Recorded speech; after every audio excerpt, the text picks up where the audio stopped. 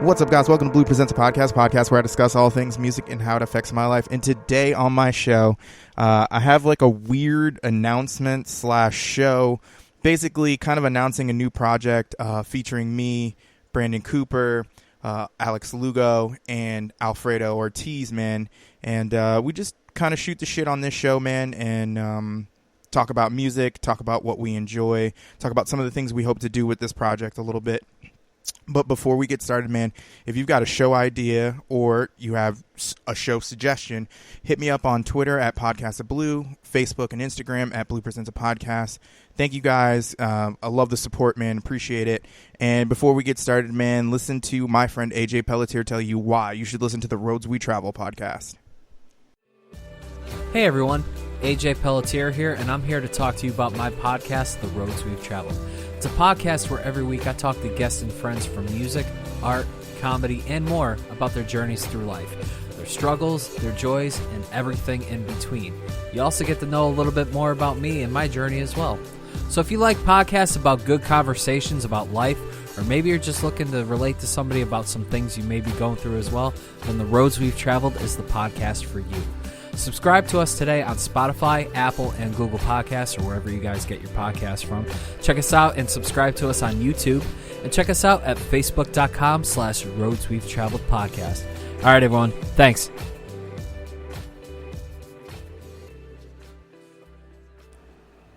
What's up, guys? Welcome to Blue Presents podcast where I discuss all things music and how it affects my life. And today on my show, for the first time in a while, man, I've got in-person guests. I've got Brandon Cooper here to my left. I've got Alex Lugo to my right. And on the far right over here, we got my man, Alfredo Ortiz. What is up, gentlemen? It's cracking. What's going on? Really good. So, Brandon's been on my show before, and he already has answered the top 5 question. Alex, you're going to go first and tell me your top 5 artists. Top 5 artists for me, hands down, number 1 is Killswitch Engage. Mm-hmm. Number 2, I would say it's going to be Fit for an Autopsy. Okay. Number 3, Die Artist Murder. Number 4, After the Burial. And number 5, I would have to go with probably old school Whitechapel. Okay, yeah, because that new school shit is bullshit. Anyways, Alfredo, hit me with it, man. Man. Well, definitely, hands down, it's Korn. All the members in Korn, Brian Head Welch, Jonathan Davis, James, and, there's more. Just, yeah. I had a break for it. I was going to say, don't be scared, Alfredo. No, you got this, bro. Like, aside from that, them being like my top favorite band, there's other stuff that I listen to. There's Sub Focus. It's kind of like a drum and bass vibe. I just listen to that whenever I'm just chill, just want to listen to something different. Meshuggah, After the Burial. One of my other favorite guitar players is Mark Kobu from Bela Maya. Mm-hmm. Those are like the first bands that come to mind right away. Yeah, man, that's fucking awesome. So we're just going to sit here, man, and shoot the shit, man. This is actually really my first time meeting Alex and meeting Alfredo. Brandon, Brandon is my Howard Jones to my Josta. So, absolutely. But anyways, how are you, Brandon? I'm tired, but I'm doing all right. All right, man. These guys have been out here just chilling, making some music, man.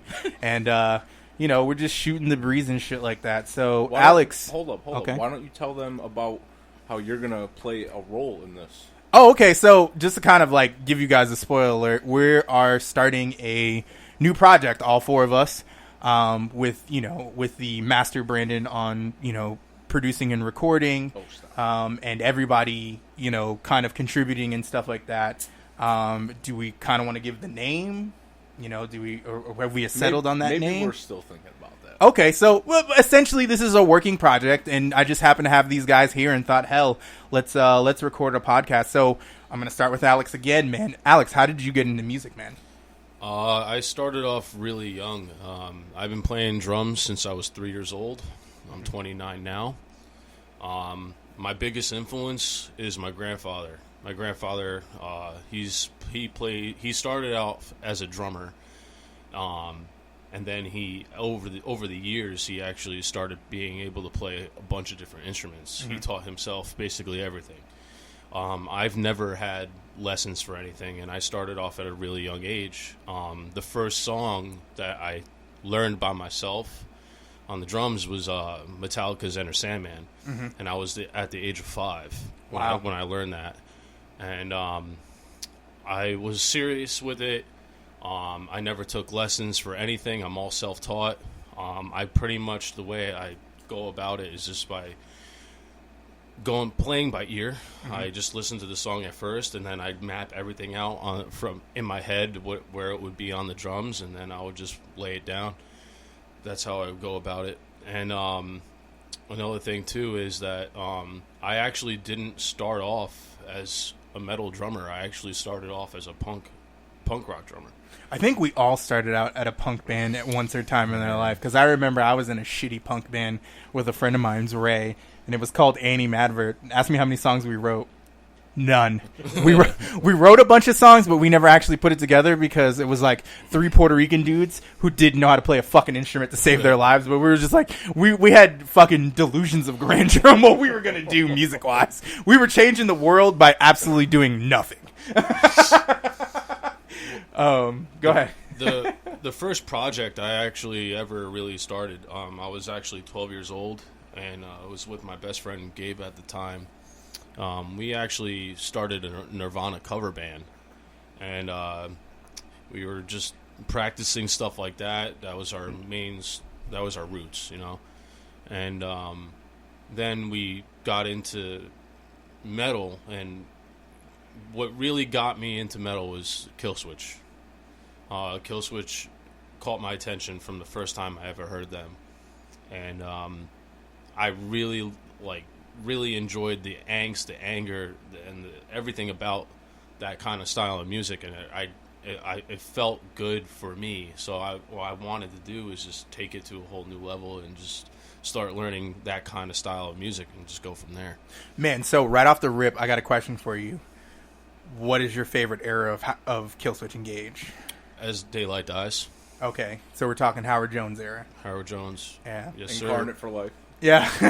And so I have a little bit of an issue with what's going on now with them. Okay. But the simple fact is, I do love Jesse. I love Jesse on the first album I've ever heard from them, and on top of that too, I feel like Howard left a mark on the band that just cannot be matched. It's untouchable. Exactly. It's almost like, and this is going to sound really weird when I say it, it's like if someone else started doing Michael Jackson songs, but it wasn't Michael Jackson. That makes a lot of sense. You know what I'm saying? And it's just like, Michael Jackson, obviously is the identity of that, of himself. It's the same thing with Howard Jones. Howard Jones is the same thing. But before we get more deep into that conversation, let's talk about my boy Alfredo over here, man. Alfredo, tell me how you got started in this music.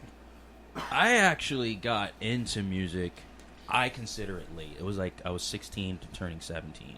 I had no musical interest whatsoever up until I got to high school. And there was this goth kid. I eventually went that direction at one point, but just being just a regular kid, and someone come to me because I was really quiet in school. Someone just came to me and popped up a CD and had like children in the front hopscotching. It was Follow the Leader. Yeah, I know that record. He says, "Yeah, man, you can borrow it, man. You seem like you're cool." Well, I didn't think I was, but I went home. And I played the CD that took forever to play the first track. That silence. But when it kicked on and I heard that first note, that was it. Like, I was like, "What? That's a guitar?" And it just took it from there. Like, I wanted to know everything about Korn. I wanted to know what their effects were. So, I asked my mom to pick me up a guitar. At the time, it was a Hondo. That was the brand. It was a Hondo guitar. What the fuck is that? It's a 6-string guitar. I don't know. It was like $199 somewhere in New York City. I ended up getting it, and I would literally wait for the MTV countdown for a Korn show and just airplay. So, yeah, that's how I got into it, man. And then just became a Korn fanatic from that point. and I started branching off to different styles of music, trying to find a place where I'm at, like hardcore. Later on, there was Black My Heart, First Blood, Terror, Hatebreed. I was into that. And then that branched off. Meshuggah is what transformed me to be in a more heavier, progressive type of player. And from there, that's just, it kicked off. But Korn it's a staple, man. Like, all right, man. So, yeah, because you keep talking about Korn. We might as well get this story out. Literally, before we started this podcast, I'm handed a phone to watch a video of our boy Alfredo over here in 2013 actually meeting the guitar players from Korn. So let's talk about that experience, man. How was that? And you actually got to play with them, and you actually got to apparently write a song for them? Freddie, go into full detail, my friend. Bro, I need all of it. These guys are not prepared for what you're about to do to them. Their assholes are going to be gaping so bad, it's not even funny. They might as well have been fucking an elephant at this point. I don't know about all that. I don't condone this. No. So, me and my friend Chris, because we were in a band together at that time, we were going to see Korn, and they were doing VIP tickets. Mm-hmm. In those tickets, it said guitar lessons. Like, oh, yeah, all right, Holy cool. shit. So, it was like $300, though, but I paid a part of my mortgage for that ticket. God and damn. Prior to meeting them, I was like, I want to write a song. And I spent hours trying to write it out. Like, I don't know what's going to happen. It's supposed to be guitar lessons, but I brought my guitar, and the first thing Monkey said was, "Oh, you're going to teach me something?" Oh, shit. Yeah, he's just like, no, the fuck is this? It's funny. It was all fun and games. And I was like, nah, man, you guys been my idols. Whatever, for...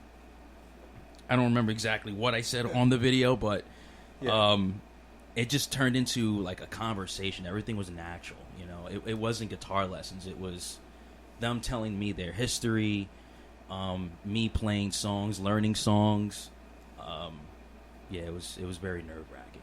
No, I bet, man. And I can think of I think the first time I met a vocalist I really enjoyed, actually 2004, I met Jamie Josta in the back of a nightclub in Springfield called Fat Cats. Coincidentally enough, if I said that fucking word wrong, go fuck yourself. His brother's band, I don't think they're around anymore, Burnt by the Sun, was playing. And at the end of the show, he came out from the back just chilling. And I lost my shit. And my homeboy, who, is fucking thinks he's the toughest dude in the world, was like, man, why you gotta be a bitch like that for, man? Why you gotta act all fucking fanboy? I'm just like, bro, at the time for me, this was meeting like god tier talent. You know what I'm saying? Guy who's signed to a record label, who's putting out dope shit. And I was just fucking instantly excited about it. Until this day, on the back of that poster, I have an autograph from Jamie Jost that says, thanks for all the support, man. And he was so nice. Can I have it? So cool. How much money you got in your pocket? I gotta know. and it says blue on it, so you can't have it. All right. But he was such a nice person, and I can imagine that experience for you was fucking life-changing, man. It puts you on a course to want to continue to go more, Yeah, man. Like, those guys are like gods to me, so, Yeah, man. I'm excited for you, bro. I was amped when I saw it. I was like, okay, we got a star on our hands. Just for the record, though, because in that video, there was a part where James gave me the guitar, because my guitar was down-tuned. It wasn't standard tuning. So when he was playing Justin, the song, he was playing it on a down-tuned guitar, and I grabbed it and I said, let me show you, because it's played differently on a down-tuned guitar, and everyone at that point thought I was being like cocky or something. Yeah. Nah, it's not like that. You were just trying to show him, hey man, this is what it's like when it's beat down over here, bro. Right. And this video is actually up on the Korn. Was that Facebook? Yeah, it's on their Facebook from 2013, which is awesome, man. Because now you can hold that memory and kind of share that. Alex, do you remember the first time you met somebody from the music scene that was kind of just like, holy shit, this is my dude right here? I actually know a lot of big bands personally. Okay. I know Born of Osiris I'm the closest with. Mm-hmm. I know all those dudes really well. I keep in contact with them constantly. I'm also really tight with After the Burial. Okay. And I actually got to spend some time with Killswitch. Damn, that's cool. But Howard wasn't in the band at that point anymore, Mm-hmm. so I was only hanging out with everybody in the band plus Jesse. Okay. So it was nice. I got to spend a lot of time with them and bullshit. I was going to say, hang out. how do you feel like the experience? Where do you feel like they were receiving and cool? Oh, or? they were very open arms. Okay. You know, they were Damn. all really good guys. But like I said, the closest band I'm with right now is definitely Born. Okay. I talk to them all the time, and I'm also in contact with Fit for an Autopsy as well. Yeah, Those I know are my somebody. boys Yeah, I was right about to there. say. So, yeah. Let's hit Brandon with it. Brandon, what was the first time you met an artist that you were just like, "Holy shit, this is fucking awesome"? And how was your experience with that? So it was Jamie Joss's birthday show at Cherry Street in Wallingford, Connecticut. Okay, I think I remember this one. It was Jamie, it was Dino, Cazares, Kirk from Crowbar, and Howard Jones. But I got words about Howard that I'm not going to say. Oh my god! Don't you dare disrespect Howard, you son of a bitch! I will disrespect that man. When I met Fit for an Autopsy last year, and actually the dudes from Lorna Shore are like really awesome too. oh yeah, those are my homies. Oh yeah, nothing wrong with that, man. I mean, They're from my town. and you know, I think that's an important part for us as musicians when you meet people who are on that level and you kind of like, you get to vibe with them, you get to understand, and they hopefully understand where you're coming from. And sometimes, you know, it's a bad experience. I've had my own experiences where you're just like so amped to meet an artist and then you meet them and they're kind of shitty to you. You know what I'm saying? Kind of treat you like, oh my god, shut the fuck up. Anyways. Yeah, he's got a frog caught in his throat. He's about to catch something else in his throat too. But no, I think that's cool. Like, yeah, this dick. Anyways, it's cool. Like, it changes your life. And you know, if anybody's heard the Devin show, Devin talking about meeting the dudes from Miss May I and how that experience for him changed him. Do you guys feel like the experiences that you got from meeting these artists or getting to know these artists have helped you propel yourself as an artist? You can go ahead, Alex. I would say yeah, definitely. Just it's more of a motivation, man. Mm-hmm. Because when I actually showed. Born of Osiris asked me to show them some stuff that I've done. Okay. And they gave me a lot of insight, and they said that they really liked the music. They liked what we were doing at the time, but I'm not going to bring that up. Anyways. Yeah, I'm not going to get into that. This is not that podcast. Yeah. Anyways. No, it's cool. Yeah, so they definitely put more of a motivation in my head to work 10 times harder than what I have done before. Okay. Alfredo, how about you? Meeting Korn, meeting those guys, or meeting anybody else, guitarist-wise, that kind of like, did it motivate you? Did you feel like it helped you propel yourself and say, this is really what I want to do? That's actually a really good question. Me being in the room at the moment, it was just me being a big fanboy, you know, the Korn, and meeting my idols. But when I went home, I thought about that day, and I'm like, man, I really, really want to do this. You know, like it definitely was a moment where I was like, all right, this is really what I want to do. This is really what I want to do. Sorry, guys. Alex out here is just letting off shots like it's fucking... Yeah, I was like, wait, was that me? No. Alex just let off a shot in here, bro. He's about to stink us out the joint.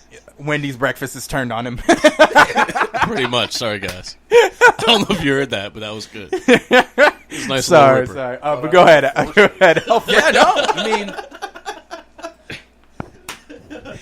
Oh, shit. Shots fired. Exactly. Go ahead, Freddie. Sorry for my ass you're ripping. all good, man. Yeah, so and, you know, we're transitioning. We can go back to that Killswitch Engage conversation. Yeah. I mean, let's be honest. I mean, what are your thoughts on Killswitch Engage? How do you feel about them as a band? To be honest with you, I haven't listened to much Killswitch. Oh my god! That's exactly Get what the I said. hell out of this room. That's exactly what I said to him. But when I do, it goes fucking hard, man. I mean, yeah. I can't really. So I got some huge Killswitch fans here, so I don't want to, disappoint anyone. So but I have to say, the reason why I connect with Killswitch so much is because as a person of color, it just kind of speaks to me. It speaks to looking at someone who looks like me, singing vocals and stuff like that, and hearing how he's bringing something that I don't think a lot of artists bring. And that's why, for me, it's a hard disconnect from what Jesse does, which Jesse is talented, man. Jesse's amazing, man. Yeah, for real. Like, his comeback was so strong. Yes. So strong, man. And, like, there's a huge documentary out with his return. Mm-hmm. I don't know if you guys seen it. Yeah, I've seen it. Yeah. It's so good, man, and you really see the Brotherhood come back when he finally. Yeah, which is back. interesting because if you watch the World of Blaze DVD, dude, that DVD is absolutely orgasmic. Still have it, and it kind of sounded like there was a lot going on there for him. At a young age, being married, and then watching his marriage kind of fall apart. It seems like he needed to reset himself. But my issue with that is Howard Jones is the establishment. It's like he's the one who made the mark. He put them in the market. Yeah, exactly. He put them on the map. Exactly. He was success. Yes. And it's not to say that Killswitch Engage wouldn't have made it, because let's face it, Adam D is a fucking monster of a guitar player, well as a producer as well. Not only was he a producer and a guitar player, he was the original drummer. Right. Yes, that is right. On the first Killswitch Engage album, he was the original drummer. Yep. And he was over, like they were talking about, they used to call him the 200-pound gorilla. Yep, with his bleach blonde hair. He used to chug 2 liters of soda, like 6 of them a day. That is insane. But my argument with that, with the whole thing, like I said, is that Howard Jones is the staple. It's like going to a mom and pop pizza place, and I'm sure you guys being from the New Jersey, New York area, you guys know there's particular places you go to for pizza, and there's other places you don't. Exactly. Let me cut in here. The only place you go for pizza is New Haven, Connecticut. Oh, shit. That is shots fired. Yeah. Shots fired like a motherfucker. Like what I did earlier.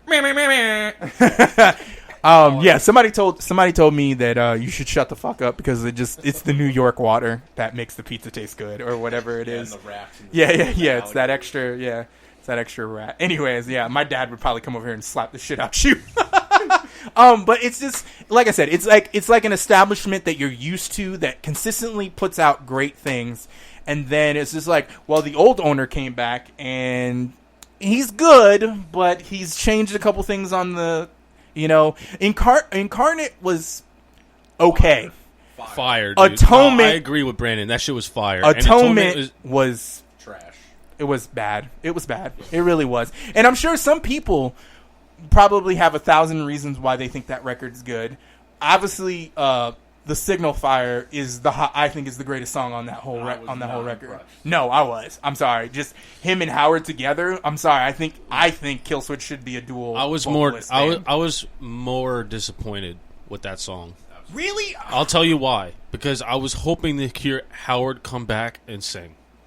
I was not expecting. Well, he does have background singing. Yeah, he does have some background. Yeah, but that's background, dude. Yeah, he should have had an entire verse of him singing, and then him closing it out with the screams. And now let's transition that argument from him coming back on that song to fucking what is the band he's in now? Light the Torch. That is unbearable. I'm sorry. I love all the artists in that band. It's just like watching what should be the most dominant NBA team ever fucking losing to fucking Spain every week. Yeah. Like, it's just bad. No, I don't know if you've heard Like the Torch before, for Alfredo. Yeah, I don't think he has. Alfredo's not involved in this conversation. He's like, I can give a shit less about what y'all hoes is talking about. No, but I can say there's one Howard album that I was very disappointed in. Uh-oh. And the self-titled. I was disappointed in that album, man. I think what was there was complacency. I think there was a lot of like with that album. I thought there were some good songs on that record. But yes, as a whole, my favorite wasn't. My favorite song off that album was "Save Me." "Save Me" is really good, and "Reckoning." Yeah, "Reckoning" was good too. But the problem with that album, they were going through a lot of problems at that point in the band, and a lot of people were saying it was due to Howard's health. It was Howard's health because he had type 2 diabetes. Yeah, and diabetes really affected him. Yeah, that's if another anybody reason knows, why he I'm left. also a diabetic as well. Yeah. So I completely relate to those, mood swings sometimes, and I'm sure my wife probably thinks I'm fucking ridiculous sometimes. But yeah, no, I completely understand some of those mood swings and stuff like that. And it's something that does come apart with it, but also at the same time, and it's you can regulate it as long as you're doing what you're supposed to be doing. They also took. we can relate on mood swings. They ended up taking a 2-year hiatus because of the whole thing with Howard. They didn't know what they wanted to do as a band anymore. If you saw in that document, they explain all that. Yeah. So, it's crazy. They all did their own little thing. They all had their own little projects coming up. Yeah, and that's that was the time when Adam was working with Jesse in Times of Grace. Oh, throughout yes. that whole time. So, I mean, Times of Grace, that was pretty good. To be honest with you, it was Killswitch Light. That's what it was. Exactly. Times of Grace was Killswitch Light. It was pretty good. I didn't go out of my way to listen to it. No, there's some good songs on there, man. They added almost like a bluesy type feel to it, but it was kind of weird. And Adam D is a machine, anyways. But anyways, we could transition to something else, man, because I don't want to beat this dead horse, man. Because I love Killswitch Engage. I just think Howard Jones era Killswitch Engage is the optimum, RPM speed for Killswitch Engage, and now I just kind of feel like it's vanilla Killswitch Engage. Like, it's not Coke Classic, it's just vanilla. Well, it is vanilla. Yeah, it's vanilla. Yeah. It's so vanilla, it's not even anymore. But it's creamy. Alfredo, tell me about some artists that you identify with being Hispanic, just like your boy here. El Nino, hands. Holy shit! Okay, first of all, El don't Nino, even get me fucking started, okay? Fucking down. Yes. I absolutely love that band. Now, I don't know a lot of song titles. Okay. But that band was definitely one for sure, like Hispanic, that blew my mind. And I'm not even going to lie, God, I man. really didn't start listening to them until Confessions, and before that it was really just because they were on the Freddy vs. Jason soundtrack. And if anybody knows anything about me, I'm a huge Friday the 13th fan. I'm currently wearing a shirt right now that's Friday the 13th. Titties. So I Liddy Titties. Hold up. Hashtag Liddy Titties. When you listen to the intro of the podcast, Oh yeah, written by your boy Brandon. yeah, it's got the coo coo coo chi chi chi in the beginning. The cuckoo chi chi chi. Yeah. That's exactly what it's called. The cuckoo chi chi chi.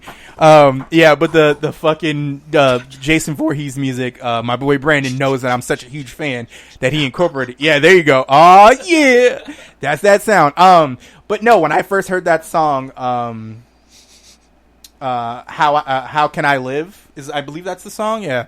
I also know that song in Spanish, and being a Puerto Rican who doesn't speak Spanish, that's an accomplishment for myself. That's me right here. That's me. I don't speak Spanish at all. Exactly. I speak more Spanish than all of you, and I'm white. Oh my god. Anyway. Alfredo's choking. Everyone, he's dying. Gargling. His Hispanic has been called into question.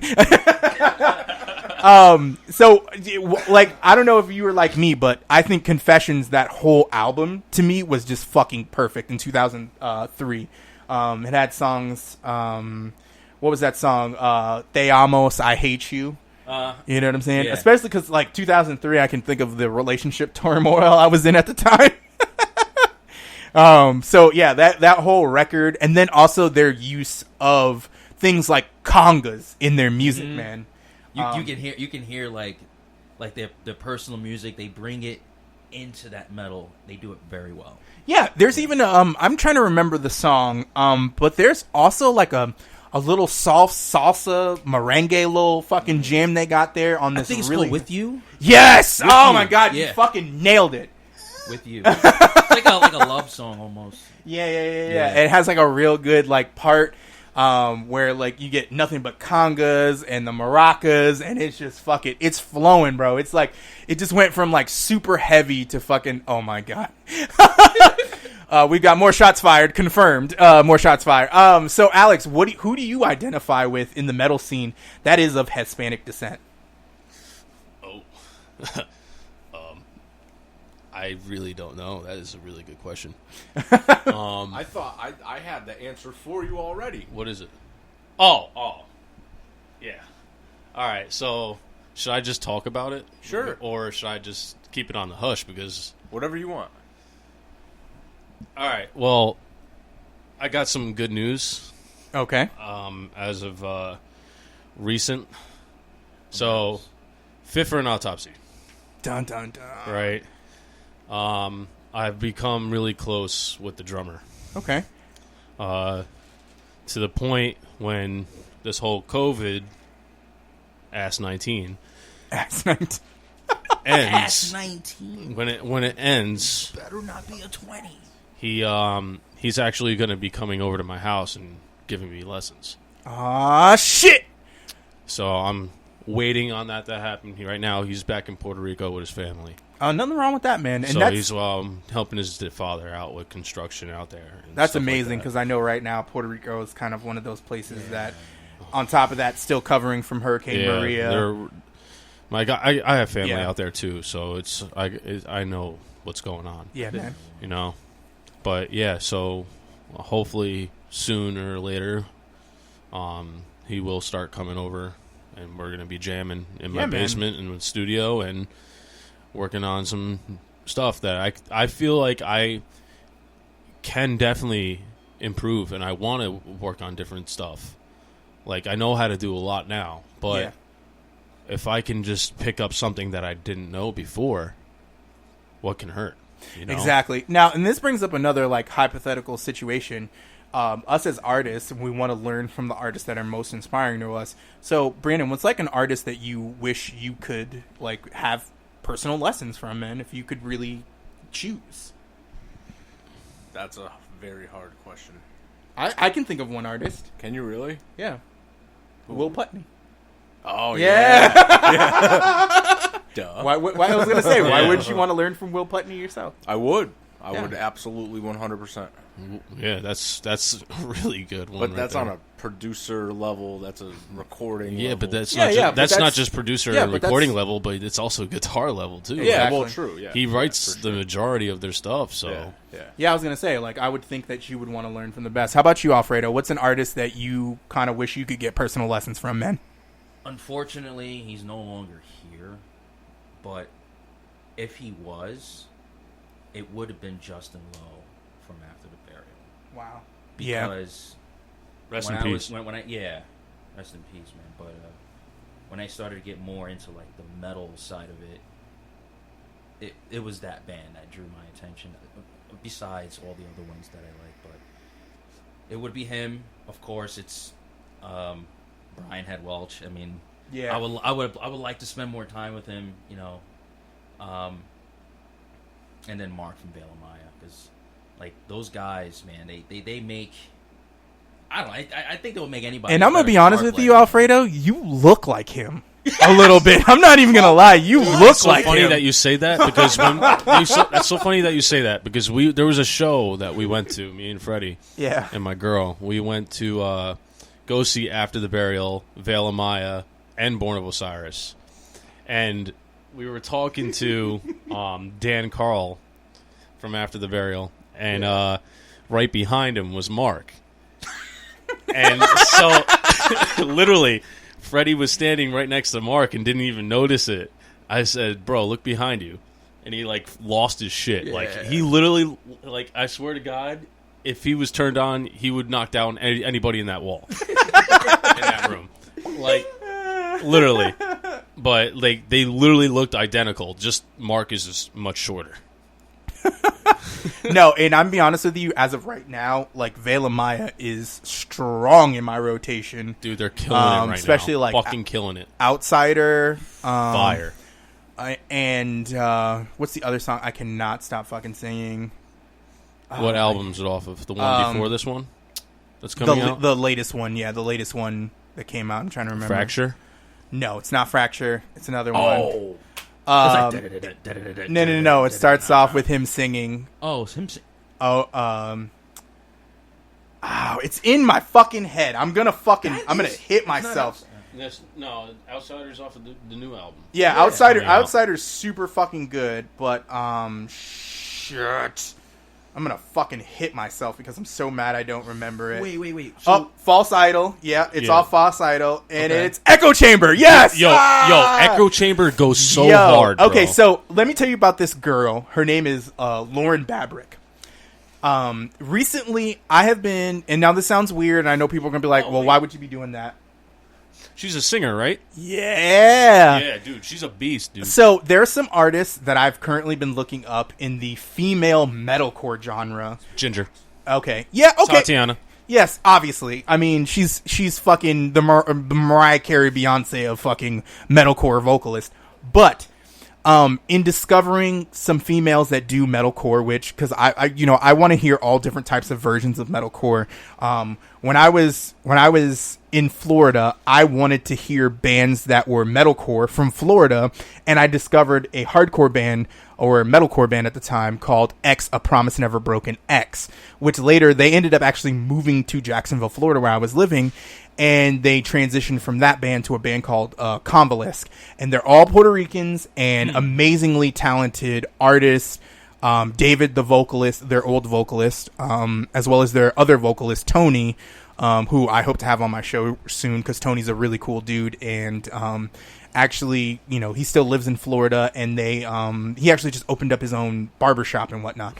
But needless to say, like, when I want to know about a particular style or whose taste on it, I look for bands like that. And another band, if anybody's looking for a female-fronted band, you should check out Spirit Box. Dude. Oh my God.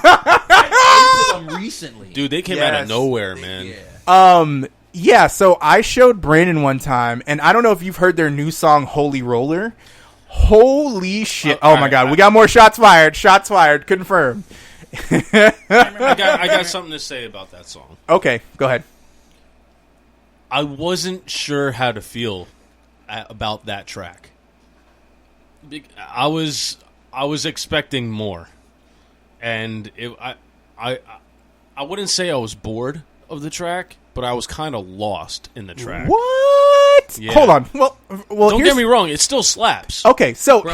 here's my thought process of the song, and the other thing that was really awesome was the visual for the video. And the visual is amazing. Okay, so anybody who doesn't know, that the visual that they went from is from that horror movie, Midsommar, which is basically Norwegian cult, and these people come over there and they do some crazy ass shit. If you've never seen this movie, it's kind of an artsy horror movie in the same vein of kind of The Witch or Suspiria. Anybody who's a horror fan that knows that. And me and my wife are big into horror movies. So when we saw the imagery and what they were using, it's from that movie, and I think if you watch that movie and then watch that video again, you will pick up some more things that, one, will disturb the fuck out of you. Especially the one scene where, in the Spirit Box video, she's singing and you see the black hands behind her neck. Yeah.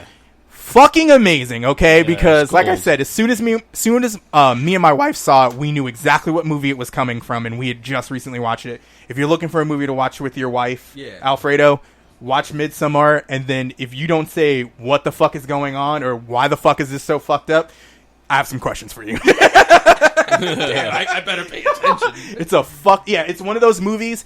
Don't have your phone on. Don't be distracted. Just watch it. It's awesome. It's like I said, it's an artsy horror movie, but it is so fucking crazy. We should Absolutely definitely crazy. talk about some fucked up movies. I've seen a few. Dude, let's not get into that because there's this one. Terrifier. Terrifier was fucking funny to me.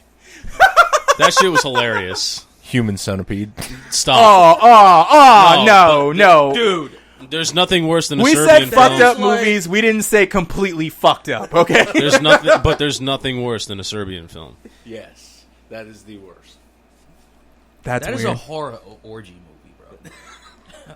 What is it called? Horror orgy, Human Centipede. Horror. Bro, I'm sorry. This is the point where I feel like I need to start my own horror podcast because I absolutely love, like, if there's anything more than I love, in this order, it goes music, professional wrestling, and horror movies. That's exactly it.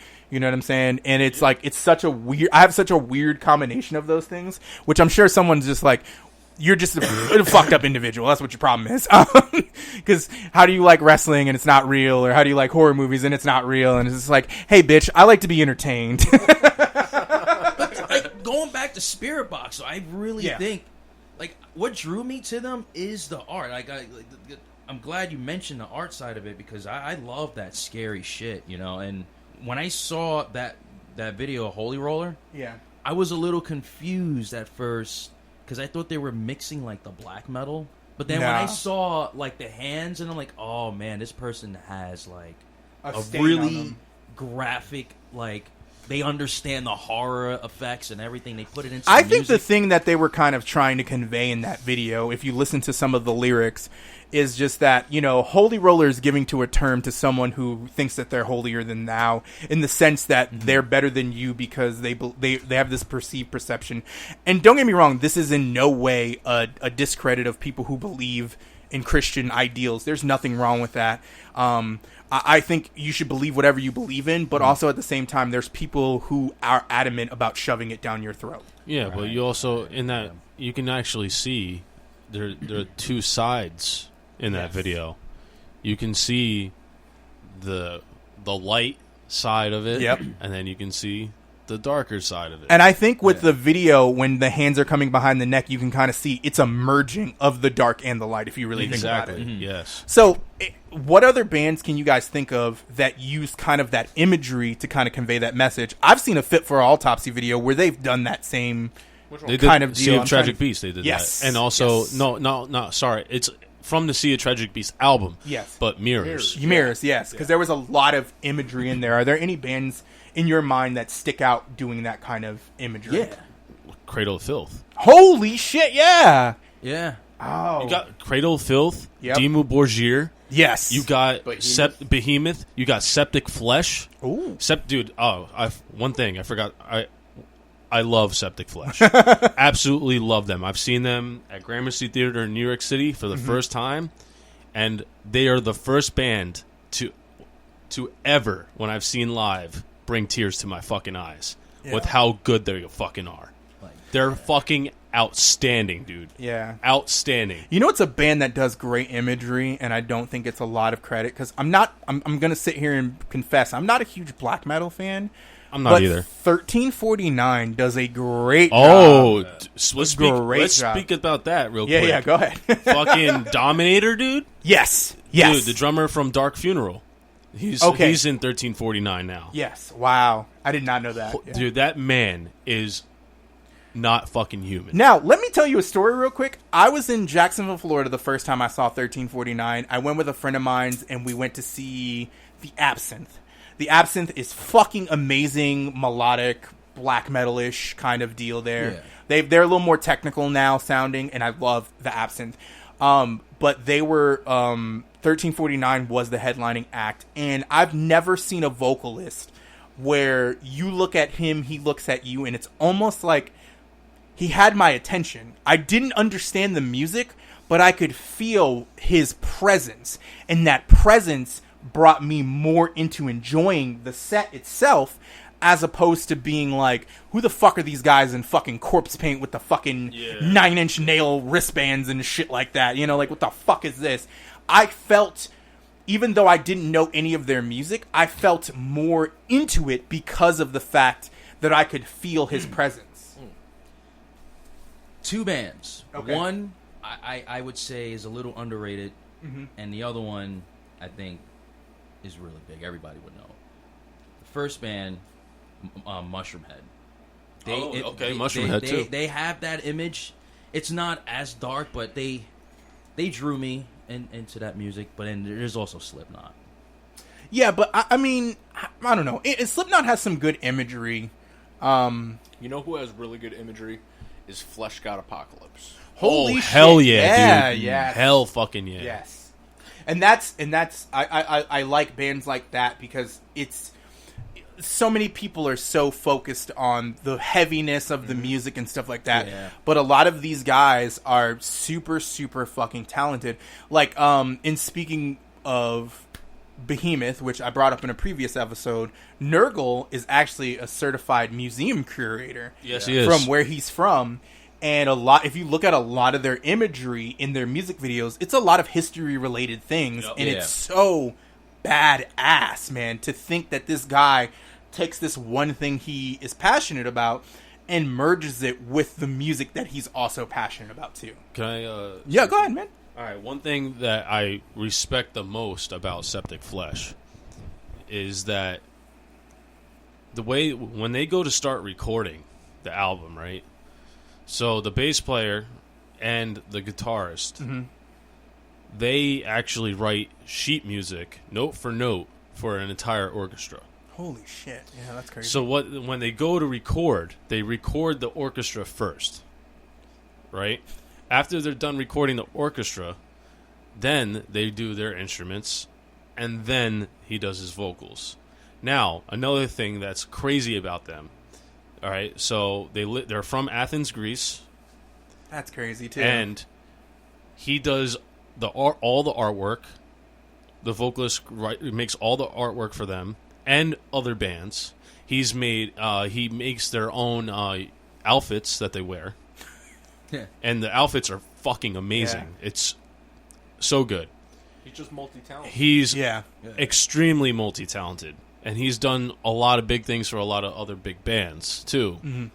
I'm not exactly on which bands that he's done things for, but he's the man when it comes down to that shit, dude. No, and that's a cool thing too, man. Because once again, we're talking about mixing music with other talents and abilities and bringing that to the forefront. You can push yourself to give that imagery, and I think me and Brandon have had this conversation before about the atmosphericness of music and how it pertains to things. The imagery is also just another thing that kind of adds on to it, man. And I think that's so fucking cool and what I love about music, man, because not only is it performance-based, but it's also imagery-based, and you get so many different images from so many different bands. Even ICP does the same thing. Yeah. I mean, it's that, like I said, it's the beauty of what we do as musicians and as artists and things like that. You know, you want to present yourself to the forefront with a complete identity, as opposed to just, okay, here's some of what I do, here's some of what I don't do, you know, whatever the case is. And I think when you have a band that can do all that stuff, you can kind of see why there's so much success. To be honest with you, the imagery that Worm Shepherd is currently creating is kind of, I think that's what's kind of creating you guys a buzz. You know, a lot of what Devin does, and a lot of what Devin has shown kind of does that. Yeah, For sure. yeah. So it's going kind of long, man, and we're probably gonna cut this short real quick. But I don't know, man. Let's end it on some positive shit, I guess. You know what I'm saying? These guys got to go back to where they're from, and I got to go back to where I'm from. I get to sit my ass right here. Huh? Happy go tappy, all right? Exactly. So, you know, I don't know, man. What are you guys most excited about? We've kind of like, this is kind of like the first time we're meeting. What are you guys excited about creating when it comes to all of us with this music? And me and Alex have talked on the phone already and kind of got an idea. Well, besides that, this is the beginning for a serious brotherhood and family, in my opinion. Yeah. Bro, Yeah, yes, absolutely. could not be understated. And I don't think there's anything in this world that can separate that from the way it is right now. And Yeah. we're all vibing, dude. It's serious, and good. it feels really good. Natural. I feel that. Very and natural. just be prepared for what's going to be coming. Yeah. What about you, Fredo? I just love what's happening. You know, I'm going through certain things in life, and this right here it just means the world to me. What about you, Brandon? I'm extremely happy. Get to do another project, make new friends, Yep. family. At some point, you're going to have like 270 bands that you're all a part of that are all different and distinctive in sound and Probably. nature. Between all the, like, I write for some vocalists and Yeah. a couple projects. It's fun. It keeps me busy. It keeps me sane. Well, like I said, man, it's one of those things where anytime I get to work with Brandon and anytime Brandon brings me other artists to work with, it's always a fun experience. And I think if Brandon puts your stamp on you, I think he's said everything he needs to say about the situation. Yeah. And there's no, that's why, if Brandon was just like, all right, we're going to go outside in the middle of a blizzard and we're going to go from Connecticut to New York, I'm going to believe Brandon's going to do it. You know what I'm saying? So that's how I feel about you, man. And also, too, if I don't like a take, I'm just going to delete it and make you do it again. As it should be. Yeah, and anybody who's listened to like the episode with Mark was just like, he told me after the podcast, it was like working out with a trainer for vocals. But anyways, man, thank you guys for being on my podcast and being the first guest in a while to actually be in person with me. No, dude, thank you for having us, man. Yeah, man, I appreciate you guys, man, and look out, guys. We're working on something special. Promise you guys, you're going to hear something soon, all right, man? So thank you guys. Love you guys. Love you too, man. Let's do it again.